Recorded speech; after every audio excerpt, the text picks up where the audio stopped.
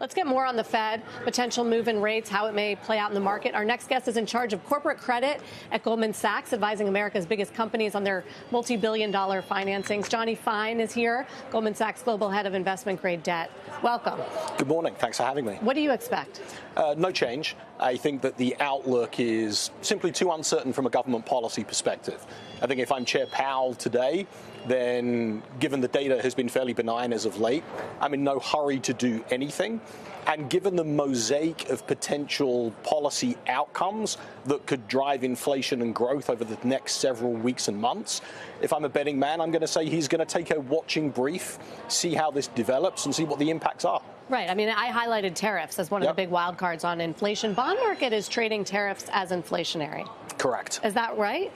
I don't think so. I think there's many other things in this mosaic that are going to be more important than tariffs.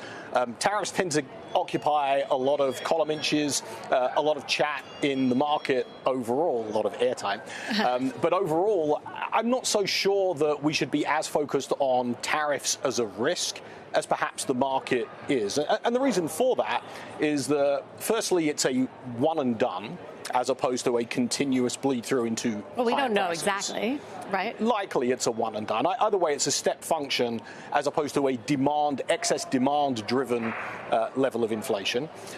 Additionally, the impacts on the foreign exchange market generally mean that the dollar will strengthen as a function of tariffs being imposed, which itself is tightening from a financial conditions perspective. And ultimately, demand is reduced with higher prices anyway, which then questions how much of this tariff actually is passed on in terms of increased prices. So all of these things together, for me, I think the tariff fear is overblown. If I'm the market, I'd be more focused on the other elements of policy making, including impacts on the fiscal outlook and on the labor market as well.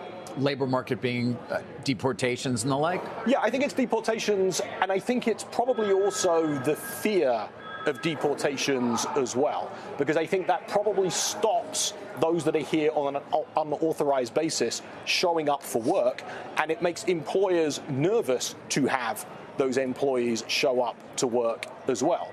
You can remember around about 4% by estimates of the labor force in the United States is unauthorized. Around 20% of that workforce is in the construction market, about 10% in food services, about 10% in other kind of low-skilled service areas of the economy.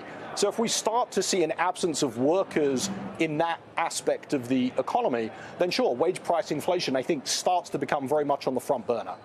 So are you bond bullish or bearish? I am actually bond bullish.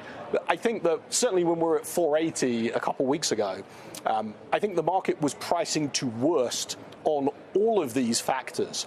Pricing to worst on the fiscal outlook. We were talking about Treasury auctions and Treasury supply, and whether or not the incoming Treasury Secretary, Scott Bessent, would change the mix of funding instruments from Treasury. We'll find out more about that next week. We were concerned about that embedded in even higher term premium in the long end than we had seen prior. Bear in mind, we saw term premiums at that point hit 65 basis points in 10-year treasuries. That's the highest level in a decade. I think they were pricing a lot of these outcomes to worst. And what makes me more bullish is that as I think that we understand more about how these policy initiatives are going to unfold, some of them will be to the market's worst expectations. Many of them will not. And so as a result, I suspect that yields will come modestly lower as the year plays out.